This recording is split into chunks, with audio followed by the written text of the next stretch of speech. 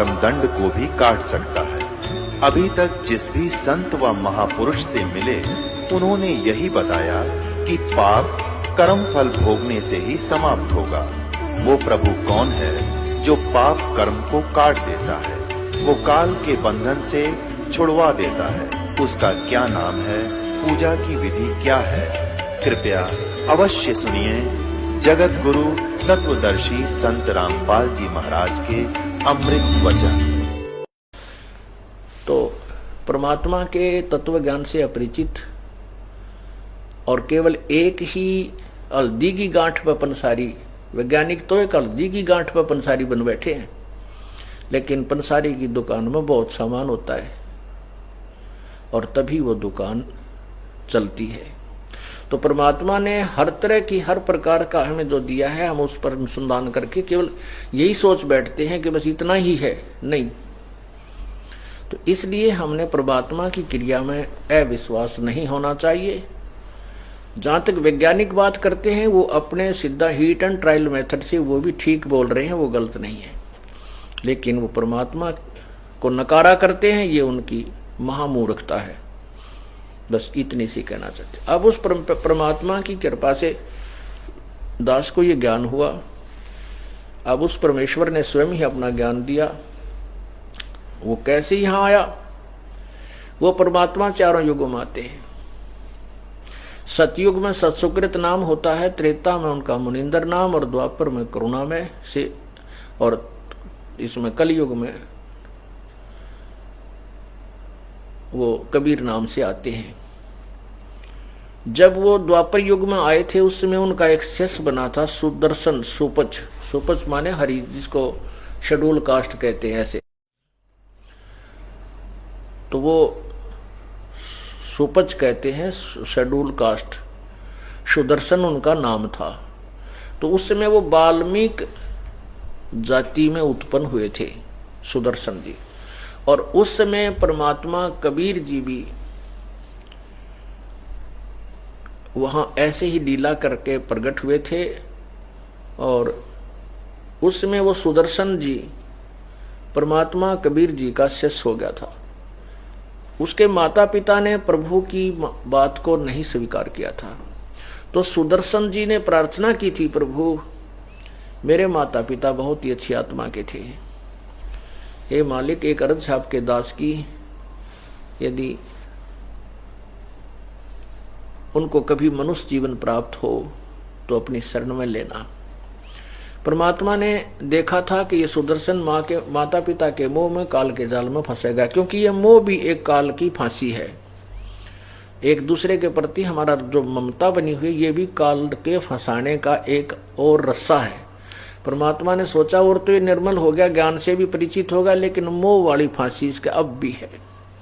तब प्रभु ने कहा कि बेटा तू चिंता मत कर, मैं वचन देता हूं, मैं तेरे प्रॉमिस करता हूं कि तेरे माता पिता को मैं पार करूंगा। फिर वो खुश, वो काल से फिर बिल्कुल हट गया। तब सुदर्शन जी का छुटकारा हुआ। अपने उस प्रॉमिस के आधार पर, अपने वचनबद्ध होने के कारण प्रभु ने सुदर्शन जी के माता पिता, जो पहले वाल्मीकि जाति में थे और फिर द्वापर इस कलयुग के अंदर वो ब्राह्मण और ब्राह्मण घर में जन्म हुआ दोनों का, और दोनों का फिर संयोग हुआ, वो ब्याह हुआ। उसमें ये उनका जन्म हुआ ब्राह्मण कुल में। गौरी शंकर नाम था उस नीरू का, और सरस्वती नाम था नीमा का। गौरी शंकर एक बहुत ही अच्छे नेक व्यक्ति थे और शिव जी के पुजारी थे। शिव जी किसी पुराण की कथा करते थे, किसी को गुमराह नहीं करते थे। जो भी पैसा दान दक्षिणा का आ जाता था, किसी से नहीं मांगते थे, कथा करते थे। कथा के उपलक्ष्य में कोई दान कर जाता था, उसी से अपना खाना पीना भी चलाते थे गृहस्थी, और साथ में जो शेष बच जाता था उसको भंडारे में लगा देते थे। दुरुपयोग नहीं करते थे, जोड़ जोड़ के नहीं रखते थे, या बहका कर किसी से पैसा नहीं लेते थे। जिस कारण से पूरी बनारस में, काशी में उनकी बहुत अच्छी छवि थी। और दूसरे जो नकली ब्राह्मण थे वो स्वार्थी लोग थे, वो उनसे ईर्ष्या करते थे, क्योंकि उनके पास लोग ज्यादा जाते थे और उन स्वार्थियों के पास तक कोई फंसा हुआ जाता था। इस कारण से वो ब्राह्मण लोग, दूसरे जो गुरु लोग थे, ब्राह्मण थे, वो उस गौरी शंकर से ईर्ष्या करते थे। इस बात से मुसलमान भी परिचित थे। मुसलमानों को ये पता लग गया कि गौरी शंकर के साथ कोई भी ब्राह्मण गुरु नहीं है, क्योंकि ये गुरु लोग ही जनता को लड़ाकर मारते हैं, यही उनको गुमराह करते हैं। और ये भोली श्रद्धा जनता गुरुओं के ऊपर इतना विश्वास करते हैं, उनके आदेश से वो ना जाने के कर डालते हैं। तो उनको ये मालूम था कि गौरी शंकर के साथ ये गुरु लोग नहीं हैं और ये अकेले हैं। और मुसलमानों को ये भी पता था कि हिंदू धर्म का प्रचार सबसे ज्यादा यही कर रहा है, भगवान शिव की महिमा जगह जगह बताता है। ऐसा सोचकर उन्होंने उस गौरी शंकर को मुसलमान बनाने का इरादा किया।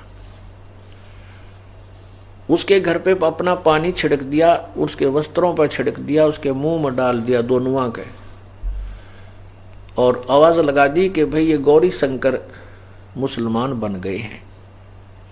उधर से वो गुरु जो नकली ब्राह्मण थे उनको पता चला, वो आए, वहां पर देखा कि ये तो मुसलमान उनके घरों पर पानी छिड़क चुके हैं। तो उन्होंने डंडोरा पिटवा दिया कि गौरी शंकर का हुक्का पानी जो है ना भाईचारा बंद, वो मुसलमान बन गया है, उससे कोई बात नहीं करे, उसको गंगा में स्नान करना बंद। तो इस तरह की सारी प्रतिबंध ला दिए। अब मुसलमानों ने उसका नाम नीरू अली रख दिया, नूर अली। तो उसको नीरू कहने लगे, नूर अली। और सरस्वती का नाम नीमा रख दिया।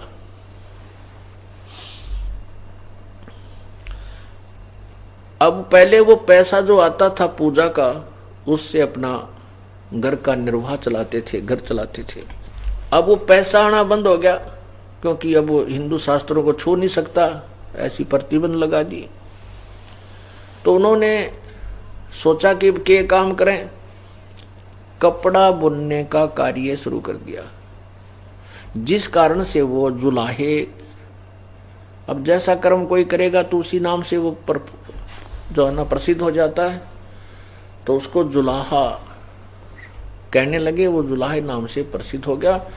और उसको ने वहां से भी अपनी वह झोपड़ी छोड़कर जुलाहों की कॉलोनी में वहां जाकर आश्रय लिया। वहां एक थोड़ी सी जगह घेर कर वहां अपना कोई मकान, थोड़ी सी झोपड़ी डाल ली। अब उनकी बहुत आयु हो गई थी, 50-55 वर्ष के वो हो चुके थे। तब तक उनका कोई संतान नहीं हुई। अब परमात्मा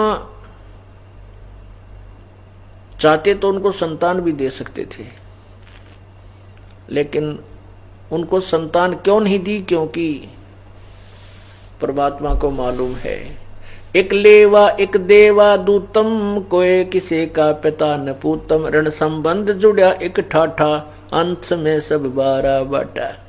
कि जिस पुण्यात्मा का पिछला कोई लेन देन शेष नहीं है, तो वो पुण्यात्मा है, उसको कोई संतान नहीं है, वो बड़ी भाग्यवान आत्मा है संत मते के अनुसार। और संसारिक और काल की प्रेरणा के अनुसार संसार उसको सबसे घटिया और बदकिस्मत मानता है। तो संत मार्ग इसलिए समाज से कति विपरीत है, और इसीलिए इसमें आपसी संघर्ष भी रहता है। अब ये पुत्र पुत्रियों का हमारे साथ क्या संबंध है, एक कथा सुनाते हैं। एक ग्राम में 2 भाई थे। बड़ा भाई 18 वर्ष का और छोटा भाई था जो 11-12 वर्ष का। बड़े का विवाह हो चुका था, छोटा अनमैरिड था।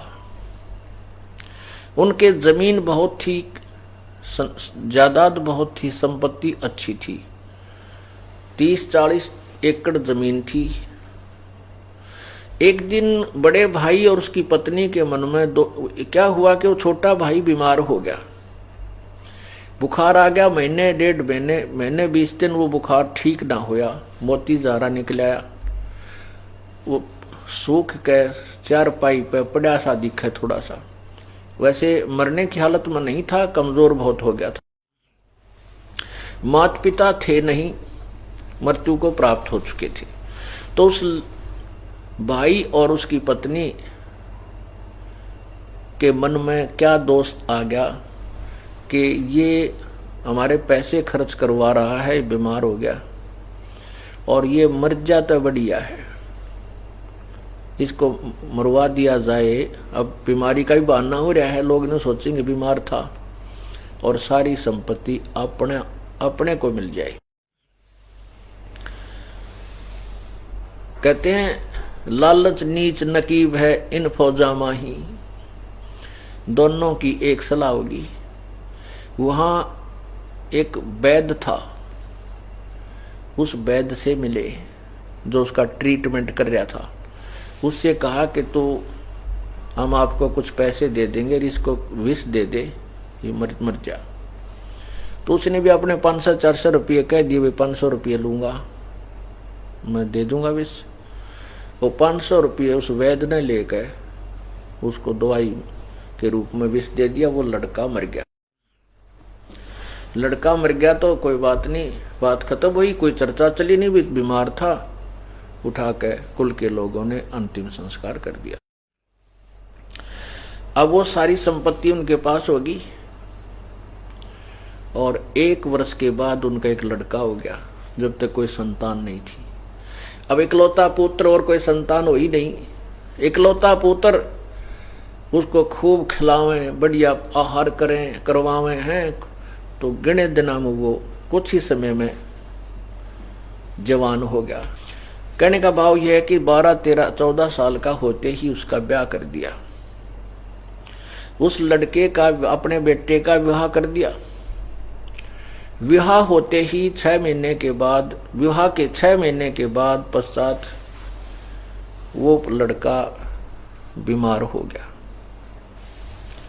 वो इतना बीमार हो गया कि उसके पिताजी ने उसके ट्रीटमेंट पर कई हजारों रुपये बर्बाद किए, लगाए। जहां भी जिसने वैद्य बताया वहां गए, महंगे से महंगी दवाई। फिर कहीं झाड़ फूक करने वालों के बारे में बताया, वहां भी गए, लेकिन रोग समाप्त होने का, नष्ट होने का नाम नहीं ले रहा और बीमारी बढ़ती ही जा रही है। दोनों, उस लड़के के माता पिता रो रहे हैं और पैसा भी पानी की तरह बहा रहे हैं और लड़का सूखता जा रहा है, कमजोर, वीक होता जा रहा है। एक दिन दोनों, उसके माता पिता व उसके पास बैठे और बच्चे के मुंह की तरफ देख रहे। उस लड़के ने कहा अपने भाई का नाम लेकर के, भाई साहब मेरी बात सुन ले। अपने पिता को, उस लड़के ने अपने पिता से कहा कि भाई साहब मेरी आखिरी वचन सुन ले। अब उनको ये पक्का हो गया कि लड़का तो मरेगा, जब हमें पहचान नहीं रहा, मुझे भाई कह रहा है बाप को। तो उसका पिताजी कहने लगा, बेटा मैं भाई नहीं तेरा पिताजी हूं। बोला ना, तू मेरा बाप है। बाप नहीं है, तू मेरा भाई है। तो वो कहता, नहीं बेटा तू पहचान नहीं रहा, मैं तेरा बाप हूं ना, तू मेरा भाई है। सुन ले मेरी बात कि मैं तेरा वो छोटा भाई था जिसको तूने विष देकर मरवाया और कहा भाई साहब मेरा और तेरा हिसाब बराबर हो लिया, अब केवल लकड़ियां का और कफन का पैसा शेष रहता है, मैं तेरा मांगता रह गया। अब उसने क्या किया कि उसने उस बच्चे के इलाज पर आधी जमीन भी बेच डाली। जो उस लड़के का भाई का हिस्सा था वो खत्म हो चुका था, इतनी जमीन वो बेच कर उस पर ला चुका था। तब उसने सारी कहानी बताई कि मैं तेरा वो छोटे वाला भाई हूं और तेरा पुत्र बनकर आया हूं अपना हिसाब कराने के लिए। तूने मेरी संपत्ति हड़पी थी। और अब मैंने अपना हिसाब बराबर हो लिया तेरा मेरा, अब मैं चलता हूं, और कफन तैयार कर ले, लाकड़ियां की पैसे जो तेरे रह रहे हैं वो कर ले इकट्ठी। तब उसको बड़ी चिंता हुई, भाई उसके भाई को यानी पिता को।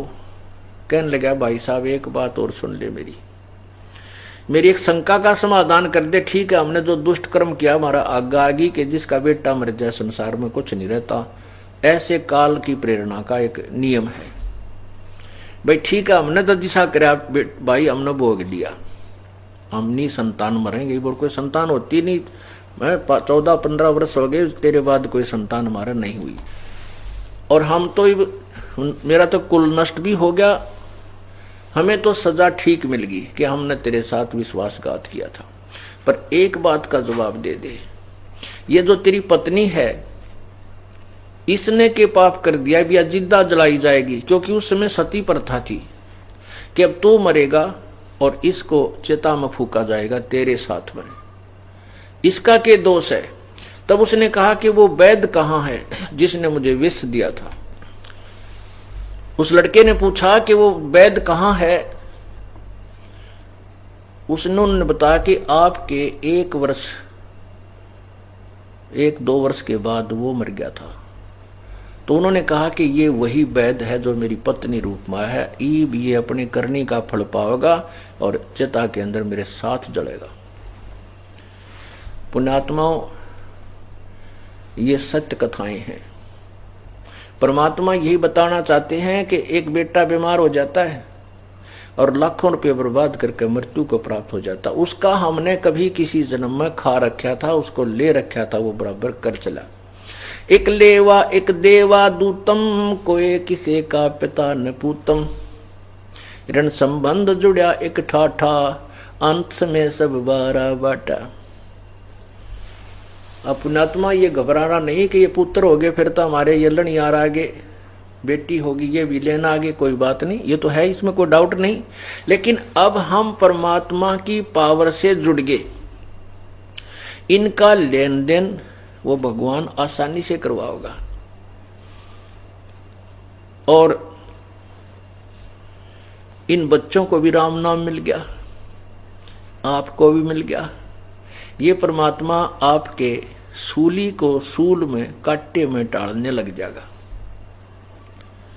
क्योंकि आप परमात्मा की पावर से कनेक्टेड हो गए। जैसे एक तो हम हाथ से सानी काटा करते, पशुओं का जो चारा था एक चक्कर वाला गंडासा होया करे, अब भी है वो से, सबके तो मोटरें नहीं लगी हैं, तो फिर वो हाथ से ऐसे काटा करते हैं, और एक जना उसमें वो गहरे लाया करता चारा काटने के लिए, उसके प्रणाल से में 1-2 जने लग कर, कितने कठिन काम था।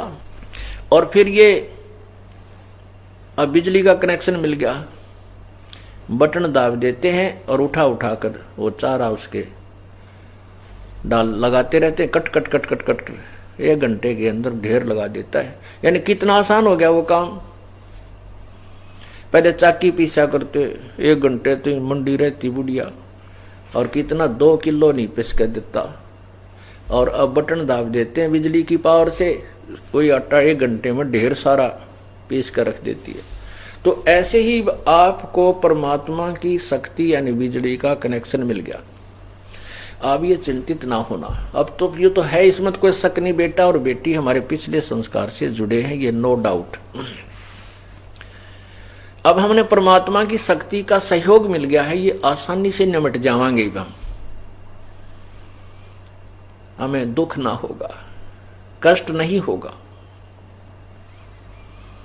कैसे होगा? एक समय एक नगर के बाहर एक आश्रम बना हुआ था,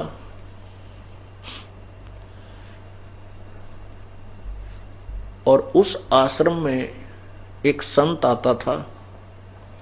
वहां महीना 1.5 महीना 2 महीने वो रुकता था, फिर अपने दूसरे आश्रम में चला जाता था। जब वो संत उस ग्राम के आश्रम में आता था जो गांव से थोड़ी सी दूरी पर था, जैसे ये बरवाला से सतलोक आश्रम इतनी दूरी पर वो था, वहां बहुत से भगतजन उनके शिष्य थे, जब संत जी वहां रहने के लिए कुछ दिन आते थे, सटे करते थे, सत्संग सुनाया करते थे, तो उस समय उस गांव के जो शिष्य थे, अनुयायी थे, भगत थे, उन्होंने अपना एक नियम बना रखा था कि एक दिन का भोजन एक व्यक्ति एक दिन का भोजन कराएगा, घर से बनाकर ले जाएगा, और महात्मा जी को और उसके साथ जो 2 4 10 शिष्य रहते थे उनको, उनका सबका भोजन वो एक ही घर से जाता था। तो ऐसे वो प्रतिदिन प्रत्येक का नंबर बंधा हुआ था।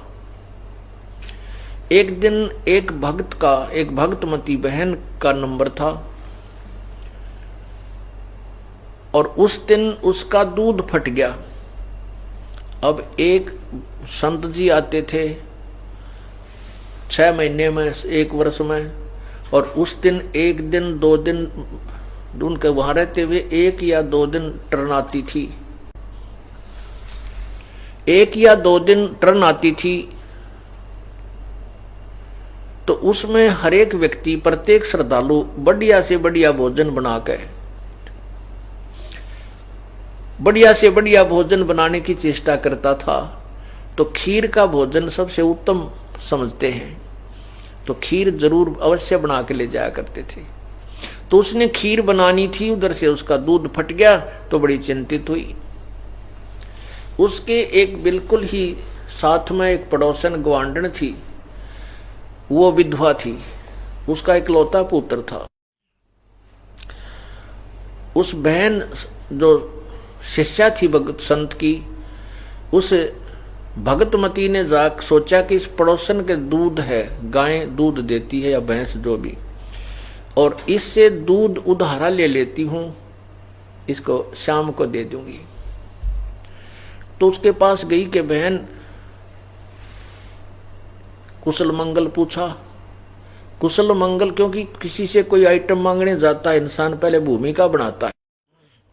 उस बहन ने जाकर के, उस भगतमती ने जाकर के उस बहन से कहा कि बहन कुशल है, बच्चे क्या कर रहे हैं। ये बात सुनकर वो विधवा बहन रोने लगी, बहुत बुरी तरह रोई। कहने लगी, बेबे बहन, मेरे से दुखी इस संसार में कोई स्त्री नहीं है, कोई औरत नहीं है। पहले तो पति की मृत्यु हुई, वो पहाड़ टूटा दुख का, और ये बच्चा अकेला मेरा एक पुत्र है।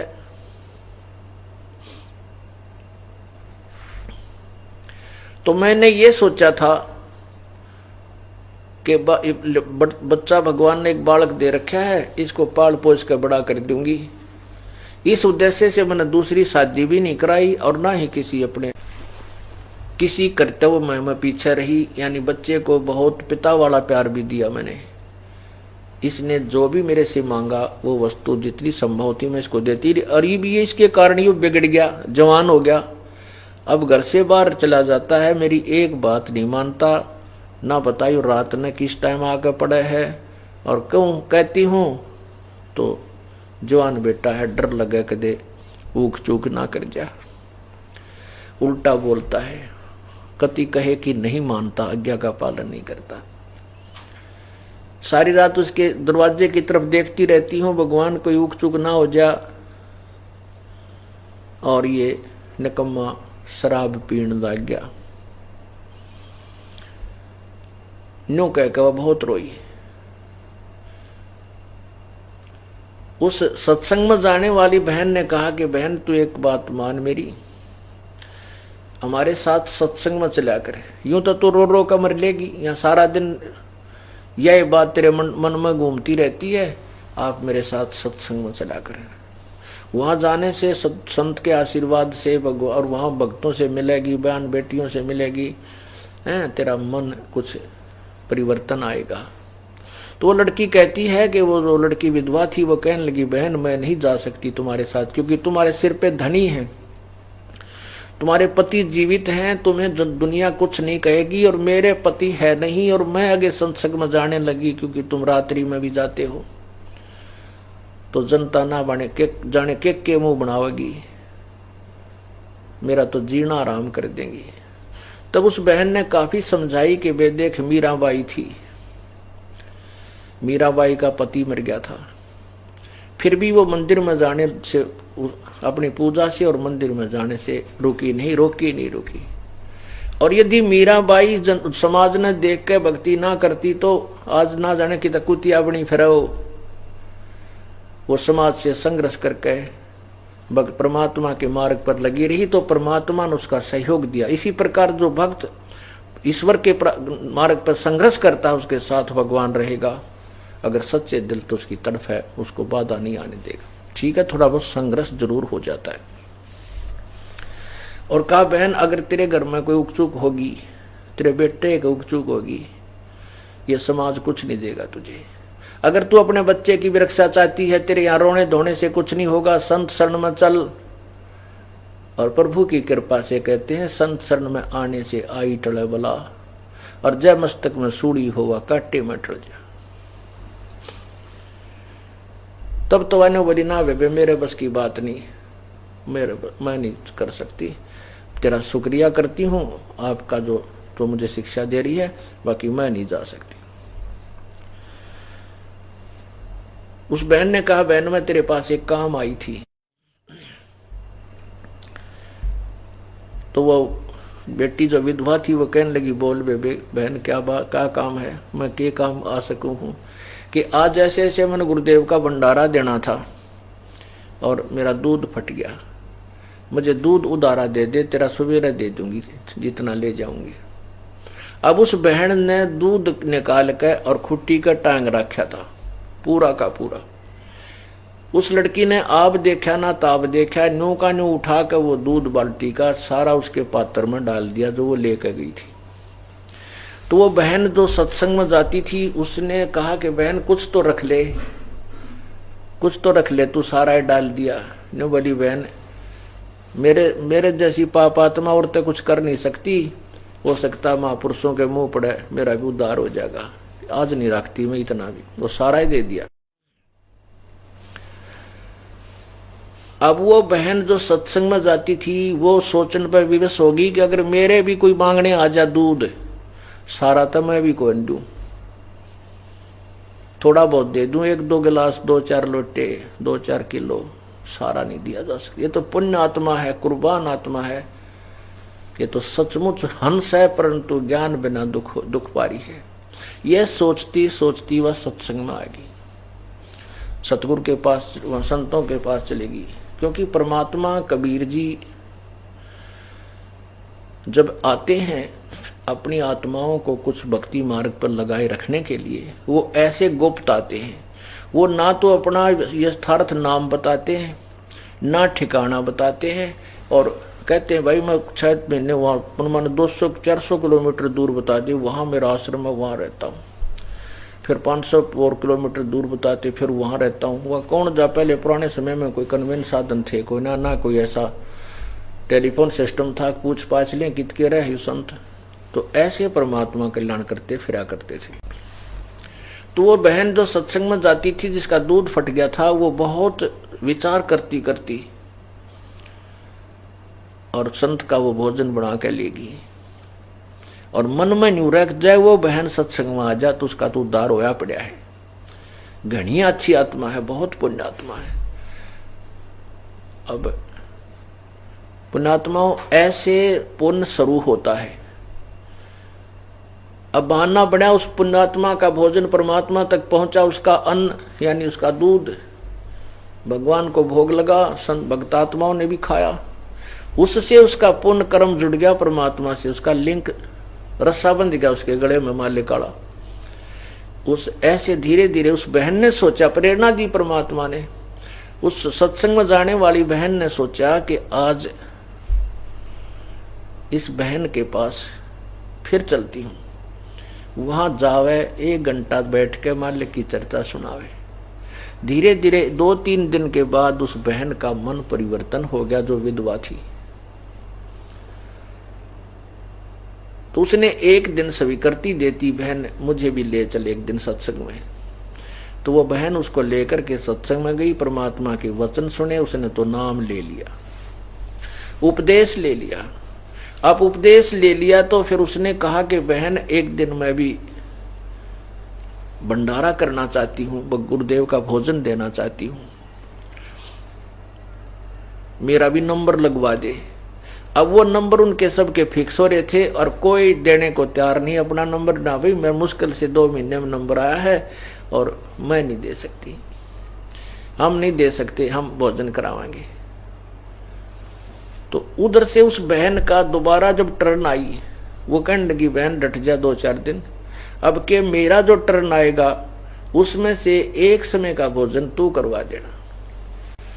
उन आत्माओं वो दिन आया, उस बहन ने उस विधवा बहन को कहा कि आज शाम का भोजन तू बना ले बहन, आप ले आना। तो उसने बड़ी खुशी मनाई और फुल्ली नहीं समावे, सारे चूल्हे लिपे, नहा धोकर स्वच्छ कपड़े पहनकर संत का भोजन तैयार किया, खीर बनाई, 2-3 प्रकार की सब्जी बनाई। अब क्या हुआ, उसका इतना तेज बुखार हो गया कि उसकी हिम्मत नहीं रही 10 कदम भी चालन की लड़की। अब वो लड़की अपनी बदकिस्मत को, दुर्भाग्य को कोस रही है, हे भगवान मैं कितनी दुष्ट आत्मा हूं, हाथ पैर जोड़ के तो मैंने टर्न ली भगवान के भंडारे की, और आज यदि मैं ये भंडारा नहीं लेकर गई, वहां संत का भोजन नहीं पहुंचा सकी, तो आगे मुझे कोई भी अपनी ये टर्न नहीं मिलेगी, मुझे सौभाग्य नहीं प्राप्त होगा भविष्य में संत के भोजन कराने का। क्योंकि सत्संगी भाई बहन कहेंगे कहते हो तब हम भी गुरुजी भूखे रख दिए तने हैं और समय पर भोजन नहीं पहुंचा सकी, आगे तुझे टर्न नहीं मिलेगी। वो आप सोच रही है कैसा होगा और कति हिम्मत नहीं, 10 कदम नहीं चल सकती, इतना तेज बुखार हो गया। और उसको ये मालूम था कि मेरा बेटा, पहली बात तो वो आवे को ना 12 बजे तो पहले, और आ गया तो वो क्या नहीं मानता। अब क्या होता है, अब क्या होता है कि उधर वो लड़का क्या था, वो चोरी करा करता, कि रोजाना माँ कहां से दे उसको शराब पीने के पैसे, वो चोरी करने लग गया, वो एक गिरोह में मिलकर।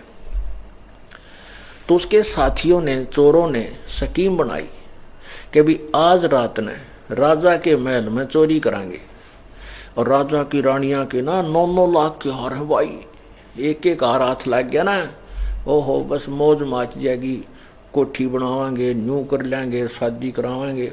वो शेख चिल्ली वाले उन्होंने अपनी खूब पुल बांधे।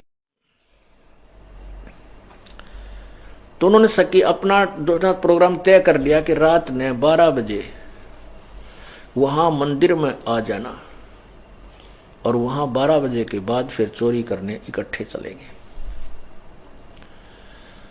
अब वो लड़का, इसलिए वो जल्दी आ गया, खाना खुना खा लूं और फिर रात ने वहां चलना है। वो लड़का आ गया शाम को वक्त से। उसकी माँ ने कहा बेटा एक काम कर, आज तू मेरा सारी कहानी बताई कि मैंने ऐसे ऐसे गुरुजी के भोजन का आज नंबर ले रखा है और आज मेरा बुखार हो गया बेटा देख। उस लड़के ने हाथ पकड़ कर देखा, माँ का बुखार बहुत तेज।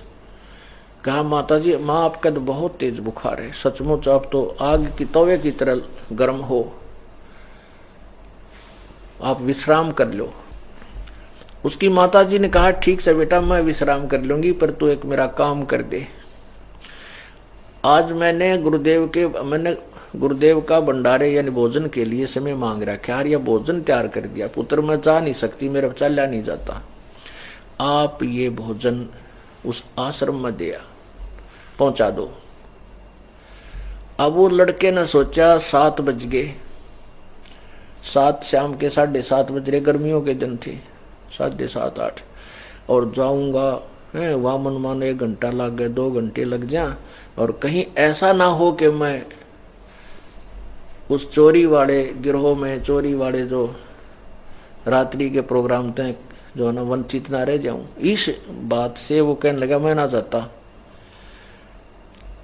उसकी माँ बोली बेटा आज मेरा यू काम कर दे, तेने जिंदगी में काम नहीं कहूंगी, आज मेरा यू कार्य कर दे बेटा, तेरा हाथ जोड़ू मैं। पर वो ना माना नाड़ी ने, बोले ना मैं ना जाता। और उसको उल्टा माँ को कहता है कि माँ तुम वहां मत जाया कर सत्संग में, दुनिया बिराना के कहे तेरे बारे में, मैंने बहुत ऊंची नीची सुननी पड़ती है। वो दुष्ट आत्मा स्वयं चोरी करे, दारू पी, और माँ ने जो सत्संग में जा उसको लाना दे, तो वह माँ बहुत बुरी तरह रोने लगेगी। ये भगवान इस जीवन का अभी सोचा था कि शायद ये जीवन अब सफल होने की तरफ चल रहा है, मालिक कि मैं इतनी निर्भाग औरत हूं, आज के बाद मेरा सत्संग में जाना भी नहीं बनेगा, क्योंकि मैं के मुंह दिखाऊंगी वहां जाकर के, कैसे जा सकूंगी। ऐसे सोच कर बहुत बुरी तरह रोने लगी।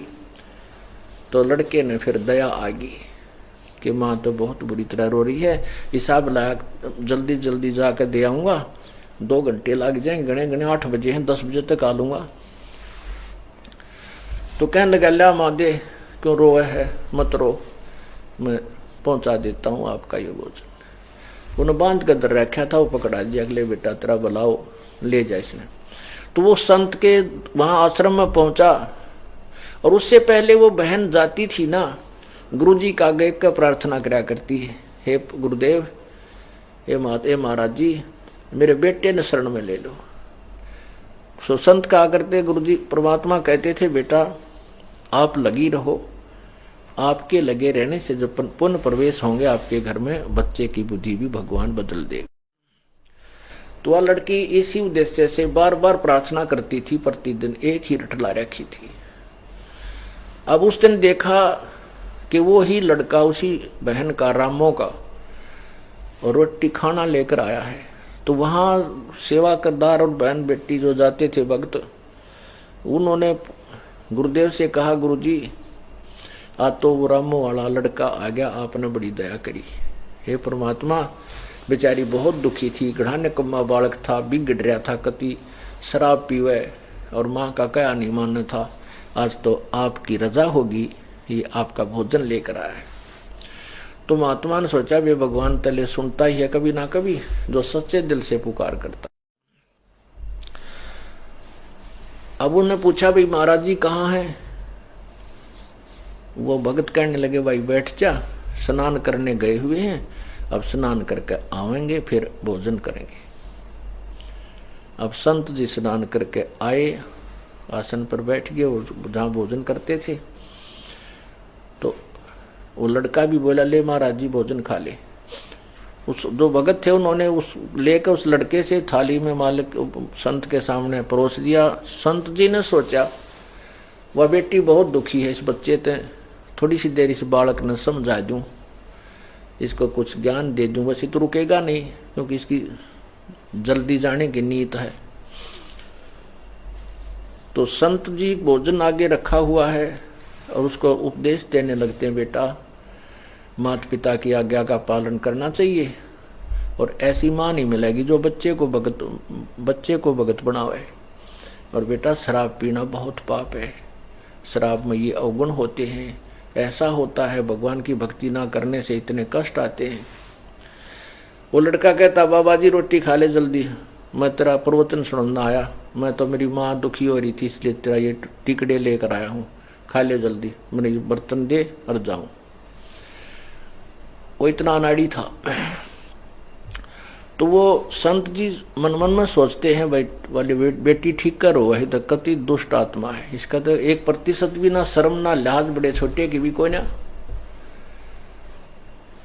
तो संत जी अपना रोटी खान लागे के माथा मारो डांगर गेला। तो उसने संत जी ने खाना खा लिया। खाना खाने के बाद कहने लगे भाई बर्तन साफ कर दो और इस बच्चे ने दे दो, वो जो दूसरे सेवक वहां रहते थे। वो लड़का बोला, उसने सोची ये आध घंटा धोआ दाई करेंगे, न्यू बोला ला मेरे न्यू के न्यू पकड़ा, मनवार हो से देर होती है।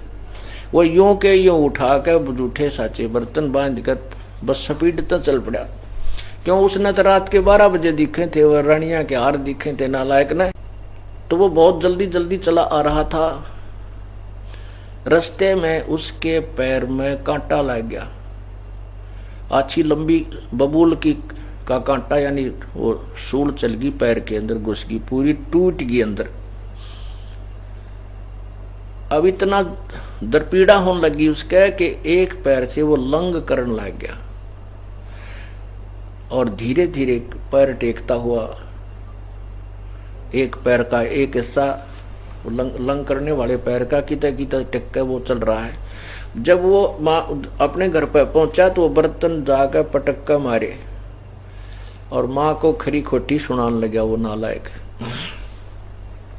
कहने लगा कि आज गया था तेरे सत्संग में, बना कर दी बात, गुरुजी ऐसे कर देते हैं, भगवान के दरबार में जानते नो हो जाए, ठीक हो जाए, फलान हो जाए, ये सब बकवाद है।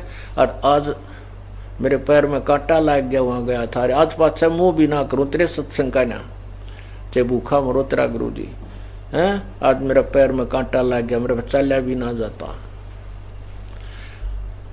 तो वह माई ने सोचा, ये भगवान देख किसे दुर्भाग्य मेरा, हे परमात्मा इसका यू कांटा भी आज लगना था। ईसा ने को महाना मन जान देना आप जावाज के बाद। देखिया के हुई मेरी माड़ी किस्मत ने, अपनी किस्मत ने रो रही है कि भगवान यू के बनी, हे परमात्मा इसका यू कांटा लग गया, यू तो घना निकम्मा बालक से। तो उसने फिर उठी बेचारी ने, पहले जैसा भी देसी ट्रीटमेंट घर में हुआ करता, तेल पानी का फोआ सा बनाकर उसका बांध दिया कि बेटा सुबेरा कांटा निकलवा दूंगी।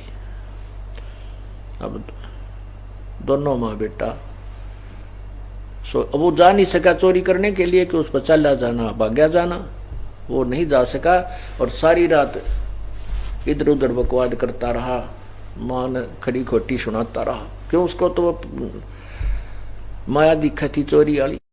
उधर से उसके साथियों ने 12-1 बजे तक इंतजार करी, वे वो तो नहीं आया, चलो हम चलते चोरी कर। वो चोरी करने चले गए, राजा के महल में घुसने की चेष्टा करने लगे तो वहां सिपाहियों ने उनको पकड़ लिया, अरेस्ट कर लिया और सुबह राजा के दरबार में पेश किया। मंत्रियों ने कहा कि राजन ये इतने खूंखार व्यक्ति हैं, इतने खूंखार डाकू हैं, चोर हैं, जब राजा के महल में चोरी करने का डेयर कर सकते हैं, हौसला कर सकते हैं, जनसाधारण को ये नहीं बख्शेंगे, इनको कठिन से कठिन सजा दी जाए। राजा ने आदेश दे दिया कि आज शाम को 4 बजे इनको सूली तोड़ दो। पहले सूली कैसे तोड़ते थे कि एक लंबा सा ताकूतार, एक सरिया सा होता था एक सूत का, और उसको ऊपर से बहुत पहना नुकीला भाले की तरह कर देते थे और एक लकड़ की चकली के ऊपर रख देते थे, उसको फिक्स कर देते थे, और उस चकली के ऊपर एक और गोल गोल सा चक्कर लकड़ का, उसके ऊपर व्यक्ति को बांध देते थे, ना तो उठ कर बाज ले, उसके ऊपर बांध देते थे, ऊपर वाले फट्टे पे बैठा देते थे चक्री, गोल गोल चक्री पे, और नीचे वाले में एक भाला कम से कम 3 फुट का वो लोहे का नीचे वाले पर होता था, और उसको फिर ऊपर से छोड़ देते थे। तो वो चक्र पर बंधा हुआ एक सुराख होता था, वो सुराख नीचे आकर के में से उस भाला पार कर करके जो उसके ऊपर बांध रखा था वो व्यक्ति, उसके शरीर के नीचे से आर पार धीरे धीरे वो, क्योंकि वजन में वो नीचे आता और भाला वो जो सूली तोड़ा जाता था, वो जो सक्रिय सा था वो भाला उसके अंदर से आर पार और शरीर में से सिर के मां से निकल जाता था ऊपर, और वो काफी देर चल्ला चल्ला कर बहुत देर में मरता था। ऐसे सजा दी जाती थी, सूली तोड़ा जाता था। इसको सूली की सजा कहा करते। उससे पहले उन्होंने क्या किया कि इसको, इन सभी को पूरे नगर में घुमा दो, इनका काला मुंह करो, और आगे एक ढोल बजाने वाला चलता था। वो एक किस्म का ढोल ऐसा होता था, उससे नागरिक समझ जाते थे कि आज किसी को सजा दी जाएगी, और उनको उस ढोल वाले के पीछे पीछे सैनिक लेकर चलते थे जिसको सजा देनी होती थी। तो वो गांव नगर में एक चारों तरफ गली गलियों में घुमाते थे। तो उन 4-5 जो उनके साथी थे उस लड़के के, उनको सजा दे देगी, 4 बजे सूली तोड़ा जाएगा और अब इनको सब ग्राम में घुमा लो। तो सुबह सुबह 8-9 बजे 10 बजे सी उनको पूरे नगर में का गुमान लग रहे, वो ढोल बाजता हुआ चल रहा है। तो उस समय सभी ग्रामीण अपने अपने घरों से बाहर निकलकर देखा करते आज किसको क्या सजा मिलेगी, कौन है जिसको आज सूली की सजा मिलेगी। तो उसकी मां ने सुबेरा उस लड़का जो उन चोरों का साथी था, उस विधवा बहन का पुत्र था जिसको कांटा लग गया था, तो मां ने सुबेरे उठकर वो कांटा निकाल दिया। उसके बाद जब वो ढोल बजता हुआ आया, दोनों मां बेटा घर से बाहर निकलकर गली में खड़े हो गए। जब वो गली में से निकले उसके साथी उस लड़के ने पहचान लिए। वो पुलिस वाले उनका डंडे मारे और कहें आवाज लगाओ। वो क्या कहते, हम चोर हैं। क्या बोल रहे हैं, हम चोर हैं, हम चोरी करते हैं, हम पापी हैं। आज रात्रि में हम राजा के चोरी करने गए थे, उसके प्रतिफल में आज 4 बजे सूली तोड़ा जाएगा। कोई सुनता हो तो कोई भी चोरी ना करियो, कोई पाप ना करियो। नो करते हुए जा रहे हैं और पुलिस वाले उनका डंडे मारते हुए चल रहे। जब उस लड़के ने देखा कि तो मेरे वाले साथी हैं और वो आगे को चले गए, वो तो कहते कहते अब मां अपने अंदर आकर काम लागी। अब वो लड़का बहुत सतब्ध रह गया।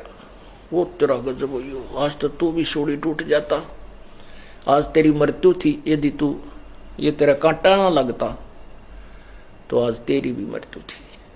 अब पुण्यात्माओं, जब तक मृत्यु ना दिखती ना, इतने ये इंसान बकवाद बहुत करे, और जब मौत दिखाई दे इसका कति पसीने छूट जाते हैं, कोई भी चाहे राष्ट्रपति क्यों ना हो। तो उसने सोचा, उस समय इसका सारी बात याद आई, तो अंदर आके अपनी मां से बोला, मां रोने लग गया बुरी तरह। क्या हो गया बेटा? अपनी मां के सीने से चिपट गया और रोए रोए। उसकी मां बोली, बेटा क्यों रोए है, अब तक कांटा भी निकलवा दिया तेरा, क्या पीड़ा है मेरे चांद बताइए।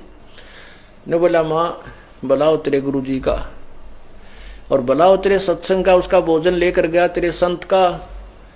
और मुझे अगर कल कांटा ना लगता, ये मां तेरा बेटा नहीं था, तेरा बेटा आज सूली टूट जाता। हे मां तू किसके सहारे रहती। मतलब उस समय इतनी मार्मिक बातें कह रहा हुआ, मां भी रोने लगी। अग बेटा, मेरा बेटा क्यों सूली टूटे, सूली टूटे वो चोर जो चोरी करते हैं, मेरा बेटा चोर थोड़ा ही है। उन्होंने बोला, मां हाँ तेरा बेटा चोर भी हो गया था, मां मैं इनके साथ जाना था और इसी कारण से मैं आपके संत की रोटी नहीं देने जाऊं था, कहीं मैं पीछे ना रह जा। और जब कल मेरा सूली या सूल ना लगती, कांटा नहीं लगता, मां तेरा बेटा नहीं था। तब वो मां ने करी, नकम्मे चल शराब तो तू पिया करता, अरे दुष्ट तो चोरी भी करने लग गया था। हाँ मां कति गिर गया था मैं, और कान पकड़ता हूं दोनों, आज के बाद कोई बुराई नहीं करूंगा, अपनी मां के साथ सत्संग में जाया करूंगा। बोलो सतगुरुदेव। तो परमात्मा कहते हैं, बंदी छोड़ अपनी महिमा। आप बताते हैं कि संत शरण में आने से आई टले बला, और जय मस्तक में सूड़ी हो वह काटे में टल जाए। तो पुण्यात्माओं, नीरू नीमा के कोई संतान नहीं थी और परमात्मा उन्हें संतान नहीं देना चाहते थे कि ये समस्या और बढ़ जाएगी। नहीं तो उनको क्या देर लगे संतान देने में, वो तो ढेर ला दे, हाथ जुड़वा दे, इतनी संतान दे दे।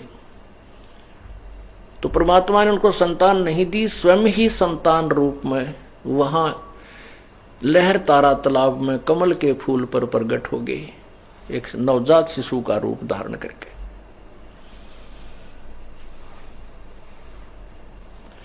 उधर से नीरू नीमा जो थे उनको गंगा में स्नान करना बंद करा दिया था हिंदू ब्राह्मणों ने कि ये मुसलमान हो गए।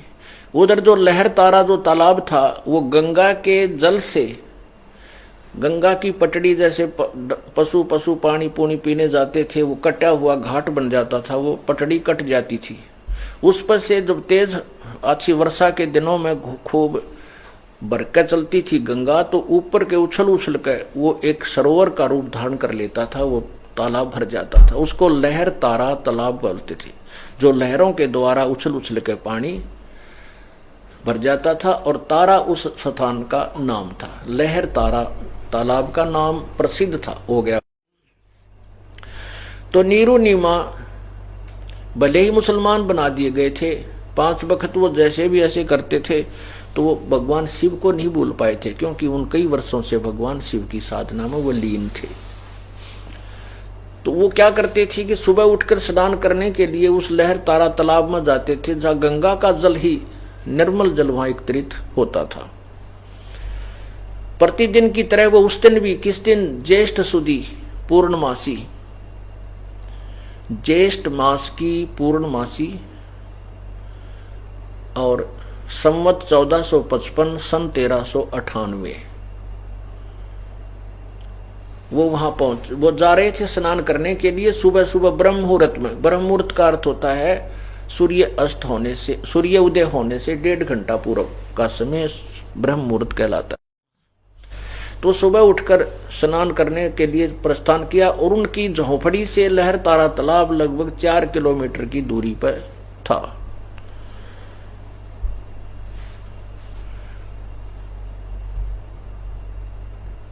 लहर तारा अब भी विद्यमान है। ये दास और बहुत से हमारे साथ संगत उसको देख कर आए हैं।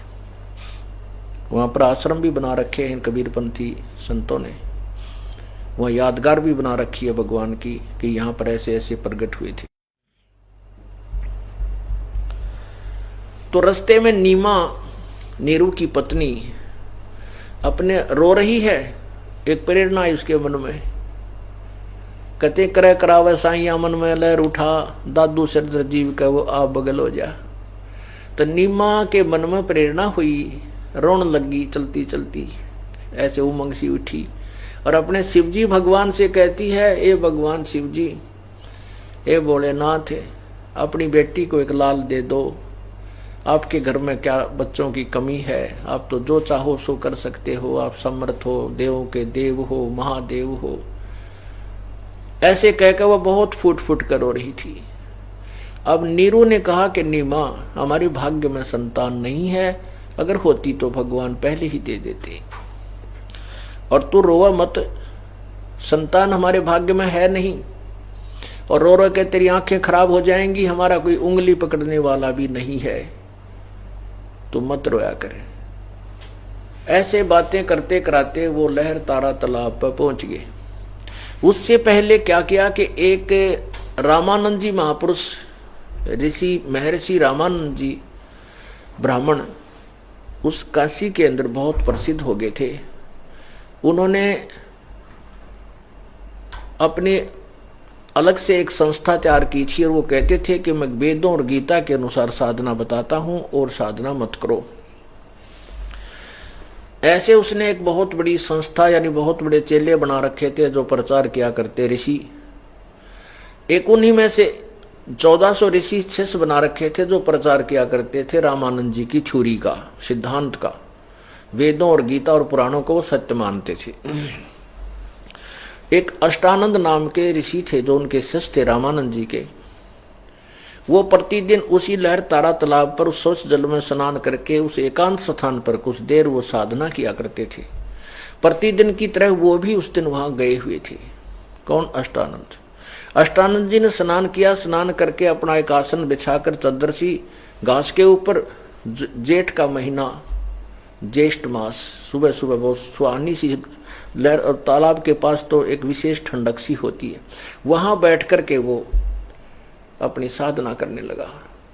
जब वो साधना करने के लिए आंखें कभी खोल रहा था कभी बंद कर रहा था, इतने में क्या देखा कि आकाश से एक प्रकाश का गोला आया। अब जो उसने देखा उस प्रकाश की तरफ तो उसकी आंखें बंद हो गई, इतना तेज प्रकाश था। किसकी? अष्टानंद की। जब उसकी आंखें बंद हुई, जैसे हम सूर्य की तरफ देखते हैं एकदम, फिर आंखें बंद करते हैं तो सूर्य का वैसे तो प्रकाश दिखाई देता सूर्य, लेकिन वो जब आंखें बंद करते हैं वो चमका लगता आंखों में, तो केवल सूर्य का गोल आकार दिखाई देता है।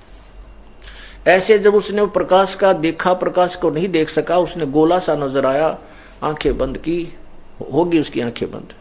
बंद होते उसने क्या देखा कि उसमें नवजात शिशु का रूप है, आंखों में अंदर एक बच्चे की शक्ल, बच्चे का आकार का वो प्रकाश, उस बच्चे के ऊपर वो प्रकाश था, सूर्य के ऊपर प्रकाश होता है, तो अंदर से उसका अलग रूप दिखता है। फिर दोबारा आंखें खोली तो वो प्रकाश एक कमल के फूल पर सिमट गया और अष्टानंद जी को आंखों के सामने एक बालक दिखाई दे रहा।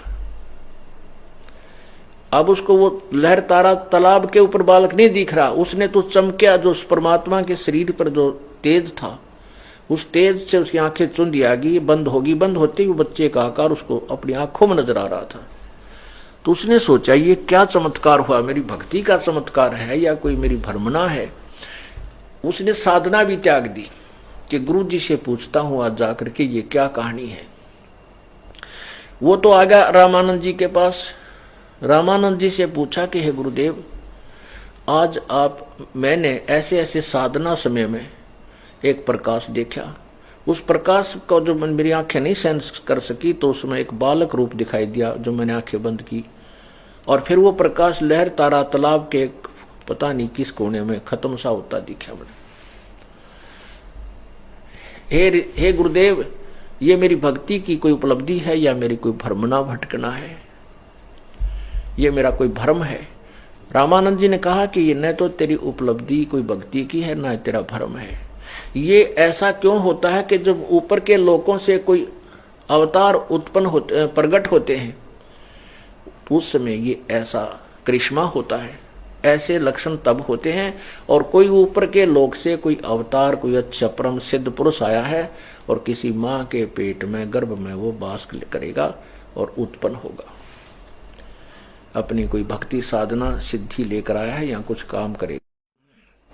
अब इन ऋषियों को इतना ही ज्ञान था कि मां के बिना कोई भी उत्पन्न नहीं हो सकता, लेकिन परमात्मा सभी माओं के बहन बेटियों को भी उत्पन्न करने वाला, सबका मालिक, सबका पिता, वो किसी मां से जन्म नहीं लेता। कबीर भगवान, बाकी सभी देवी देवता जितने वो मां से उत्पन्न हुए हैं तकरीबन। उधर से नीरू नीमा वहां पहुंच गए तालाब पर। पहले नीरू ने स्नान किया, ना नीमा ने स्नान किया। स्नान करके वो बाहर आई। नीरू स्नान करने के लिए तालाब में प्रवेश कर गया।